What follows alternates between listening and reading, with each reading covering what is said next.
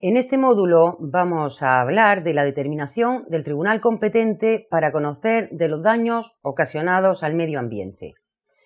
Los supuestos de daños ocasionados al medio ambiente que trascienden el ámbito estatal generan a los perjudicados que pretenden presentar una demanda una primera cuestión, y es la relativa al país cuyos tribunales pueden conocer del supuesto, es decir, el país donde tienen que presentar la demanda, porque ante un caso internacional la cuestión adquiere una mayor complejidad.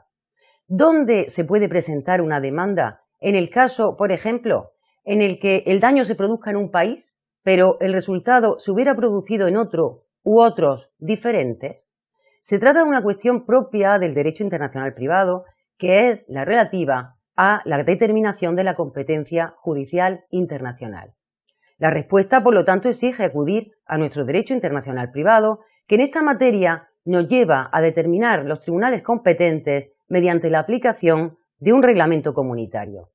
Se trata del Reglamento 1215-2012 de 12 de diciembre del año 2012, relativo a la competencia judicial, el reconocimiento y la ejecución de resoluciones judiciales en materia civil y mercantil. Como se constata en la propia denominación de este reglamento, se trata de un instrumento que tiene por objeto determinar los tribunales competentes en los casos generales relativos a materias civiles y mercantiles. Con independencia de las precisiones que mereciera la delimitación de estas materias civil y mercantil, en lo que ahora nos afecta, es decir, en relación a los asuntos litigiosos relativos al medio ambiente, este reglamento es actualmente el instrumento legislativo que tienen que aplicar todos los Estados miembros, salvo Dinamarca, para determinar los tribunales competentes. Estamos, por lo tanto, ante una normativa de carácter general en materia civil y mercantil, donde quedan comprendidos los litigios relativos al medio ambiente. No existe en la actualidad un instrumento jurídico internacional que se ocupe de determinar los tribunales competentes para resolver específicamente los litigios medioambientales, sobre el medio ambiente. Eso es cierto. Sin embargo, también es verdad que estamos ante un reglamento comunitario y, por lo tanto, ante una normativa común y obligatoria para todos los Estados miembros, salvo Dinamarca, lo que implica que los tribunales ante los que se presentara esta demanda, determinados conforme a lo que dice este reglamento 1215, tienen que aceptar la competencia. Es importante esta precisión, tratándose de un asunto de daño medioambiental en el que están afectados varios estados. Bien, destacada la importancia del reglamento 1215, lo cierto es que se trata del instrumento normativo que tenemos que aplicar para responder a la primera cuestión propia del derecho internacional privado.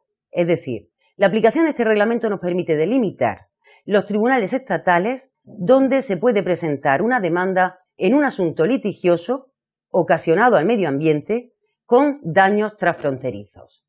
A ello nos responde a través de los distintos foros de competencia que en el mismo se recogen. Pues bien, la aplicación del reglamento 1215 en materia de litigios al medio ambiente nos lleva, en primer lugar, al foro de la sumisión. Quiere decir que permite que la demanda se pudiera presentar ante los tribunales del Estado miembro a los que las partes implicadas en el litigio hayan decidido someterse expresa o tácitamente. El foro de la sumisión expresa exige que el acuerdo entre las partes del litigio por el que atribuyen competencia a los tribunales de un Estado miembro se ajuste a unos requisitos de fondo y de forma. En lo que respecta a los primeros, dicho acuerdo no puede ser considerado nulo de pleno derecho en cuanto a su validez material según el derecho de tal Estado miembro.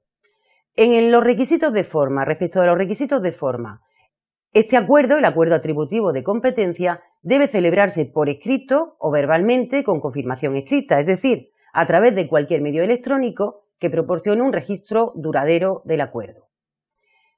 En virtud del foro de la sumisión tácita, será competente el órgano jurisdiccional del Estado miembro ante el que comparezca el demandado, siempre que tal comparecencia no tuviera por objeto impugnar la competencia de los tribunales. Pues bien, si existiera sumisión expresa o tácita, ya tendríamos los tribunales competentes para conocer del litigio por daños al medio ambiente.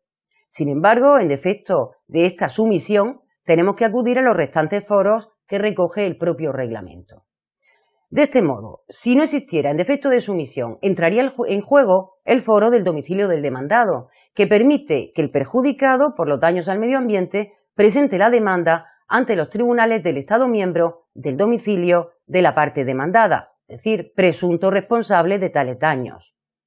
En este sentido es importante considerar el concepto de domicilio de acuerdo con el propio reglamento, según el cual, si se trata de una sociedad o una persona jurídica, el domicilio dice que lo tiene bien en el lugar, país en el que se encuentre su sede estatutaria o bien donde tenga su administración central o en el país donde tenga su centro de actividad principal. Da un triple criterio alternativo. En el caso en que el demandado fuese una persona física, los tribunales del Estado miembro donde se hubiera presentado la demanda habrían de aplicar su ley interna para determinar si esa persona está domiciliada en dicho Estado. Ahora bien, no terminan aquí los posibles foros que ofrece el reglamento para la determinación de la competencia. De hecho, existe un foro que se presenta alternativo al del domicilio del demandado. Se trata del que se incluye entre los llamados foros especiales por razón de la materia que se recogen en los artículos 7 a 23 de este reglamento. Concretamente, en lo que afecta al tema que ahora nos interesa, a los daños causados al medio ambiente, es el foro relativo a la materia delictual o cuasi delictual recogido en el artículo 7.2 del reglamento, en el que ahora nos vamos a centrar. De acuerdo con este foro, una persona que tenga su domicilio en un Estado miembro puede ser demandada en otro Estado miembro, concretamente ante los tribunales del lugar, país, donde se haya producido, dice, o pudiera producirse el hecho dañoso. Quiere decir que el demandante puede presentar la demanda bien ante los tribunales del Estado miembro del domicilio del demandado, de acuerdo con el foro general que antes hemos visto, o bien, de acuerdo con este foro, también puede presentar la demanda ante los tribunales del Estado miembro donde se hubiera producido o pudiera producirse el hecho dañoso. Ahora bien, este último foro, presenta un problema por el criterio que recoge, y es que al señalar que se puede presentar la demanda en el lugar donde se hubiera producido el hecho dañoso, es difícil precisar cuál es ese lugar cuando el hecho que causa el daño se produce en un Estado miembro, pero el resultado dañoso se produce en otro Estado miembro diferente. La pregunta en estos casos es si el lugar donde se hubiera producido el hecho dañoso se identifica con el Estado miembro donde se hubiera generado el hecho dañoso, el daño, o en el Estado miembro donde se hubiera verificado el daño o el resultado. Se trata de una cuestión esencial y que por ello se planteó con carácter inmediato al momento en que este criterio se introdujo en el ámbito comunitario, en el entonces Convenio de Bruselas de 1968. Porque en el caso de los daños medioambientales transfronterizos, realmente existe una gran probabilidad de que el hecho que genera el daño se produzca en un Estado miembro diferente a aquel en el cual se hubiera producido o se hubiera verificado el resultado dañoso.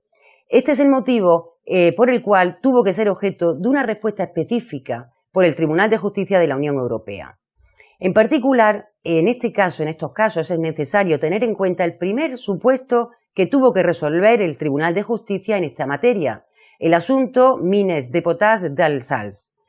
Se trataba del caso en el que una empresa hortícola domiciliada en Holanda presentó una demanda contra una sociedad con domicilio en Mulhouse, Francia, la sociedad Mines de Potas. La demanda se presentaba sobre la base del alto contenido en sal del agua del Rin que regaba la explotación hortícola de la demandante, así lo decía. Según señalaba la parte demandante, este alto contenido en sal se debía a los vertidos contaminantes generados por la empresa demandada, con el consiguiente perjuicio de sus cultivos y además le obligaba, según señalaba, a asumir costosas medidas para paliar estos daños. Sobre esta base, la empresa demandante, la empresa holandesa, solicitaba que la demandada, es decir, la empresa francesa, le indemnizara por daños y perjuicios. Pero claro, ante este hecho, la primera cuestión que se planteaba era el Estado miembro donde podía presentarse esta demanda. Porque ahora sí tenemos que tener en cuenta, en Francia se había producido el hecho causante del daño. Se supone la empresa francesa era la que contaminaba el agua del Rin. Pero en Holanda se había producido o se había constatado el resultado del daño. Allí es donde la empresa o la explotación agrícola de esta empresa se veía afectada. Claro, la pregunta inmediata era si el Estado miembro donde se había producido el hecho dañoso era Francia o era Holanda. Una cuestión esencial porque de considerar que el lugar del hecho dañoso es el país donde se genera el daño, el origen del daño, supondría que la demanda en virtud de este foro tendría que presentarse en Francia. Por el contrario, si se consideraba que el lugar del hecho dañoso era el país donde se producía el resultado del daño, la demanda tendría que presentarse entonces en Holanda. Esta era la cuestión que tenía que resolver el Tribunal de Justicia en este caso. ¿Y cómo lo hizo? Pues señaló que el criterio del lugar donde se hubiera producido el hecho dañoso viene referido al mismo tiempo al lugar del hecho causante y al lugar donde se ha producido el resultado. Se trata de una respuesta de importancia esencial para el demandante, porque le permite que pueda presentar la demanda, en estos casos de litigios transfronterizos, pueda presentar la demanda, bien en el lugar donde se hubiera producido el hecho que causa el daño, en este caso era el tribunal francés, o bien ante los tribunales del país donde se hubiera producido el resultado dañoso, en el caso resuelto era el tribunal holandés.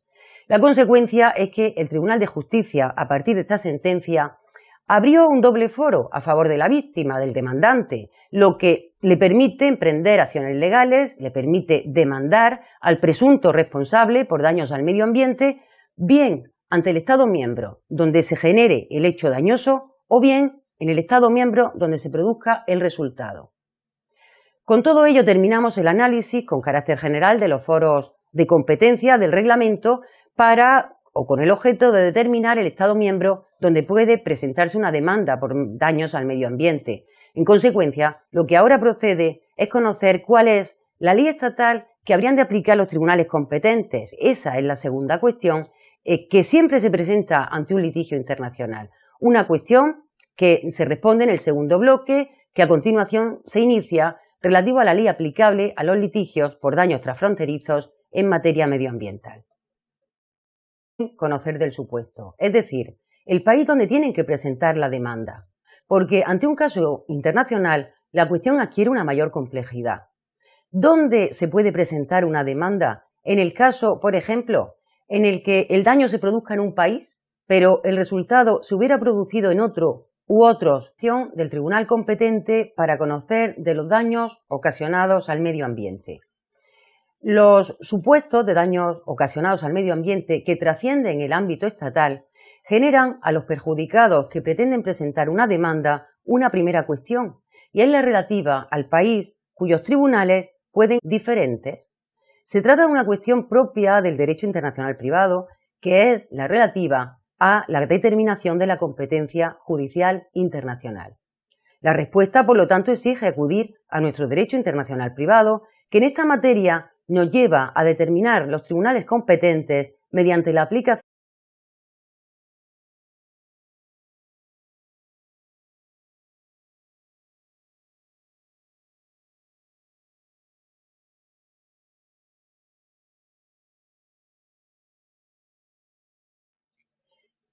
En este módulo vamos a hablar de la determinación de un reglamento comunitario. Se trata del Reglamento 1215-2012 de 12 de diciembre del año 2012 relativo a la competencia judicial, el reconocimiento y la ejecución de resoluciones judiciales en materia civil y mercantil. Como se